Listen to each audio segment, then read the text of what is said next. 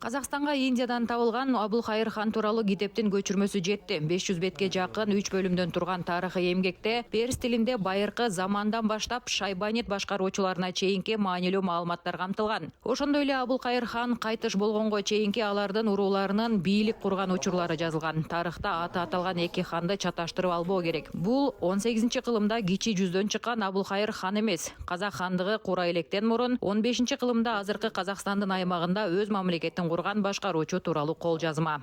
Сол кезинде бүкүл тайпалар, Найман, Жалайыр кандай тайпалар болгон, ол кезинде сол мемлекетте. Ошол кезде Найман, Жалайыр сындуу болгон бардык тайпалар ошол мамлекетте өмүр сүргөн. Ал жалпы биздин байыркы тайпалар. Алардын тарыхы жалпы Казакстан тарыхына өтө маанилүү маалымат катары баалуу. Болжол менен 1541-55 жылдары жазылган. Китептин автору Масуд ибн Усман Кахустани Абд ал-Латиф хан буйругу менен ушу китепти жазган. Абд ал-Латиф хан Шайбанит мамлекетинин ханы.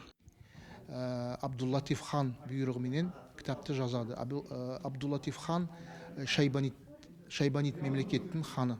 Улуттук архив фонду Индиядан табылган дагы бир олжо History of Mongols китебинин көчүрмөсү менен да толукталды. 19-кылымда англис тилинде жазылган эмгекте казак башкаруучулары Жаныбек менен Герей, Касым жана Хакназар хандардын жыл баяны басылган. Буга кошо Индия архив фондторунан Көшүм хан жана Шайбаниттер ханы Абд ал-Латифтин жеке дарыгерлеринин дарылык салтына байланыштуу трактаттар чыкты.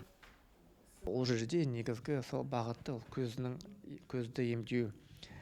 Ал жерде негизги багыттар көздү эмдөөнүн ыкмалары, кандай табигый заттарды колдонсо болот. Ал үчүн төөнүн жүнү, чөптөрдөн жасалган дарылар сыяктуу көптөгөн баалуу материалдар бар. Чыгыш медицинасы, Кытай медицинасы, Алтай медицинасы бар деп баарыбыз айтабыз. Ал ошол мезгилде өзүбүздө өнүккөн. Биз ушу китептерди которуу аркылуу буга ишенебиз. Дамыган болот ошол кезде.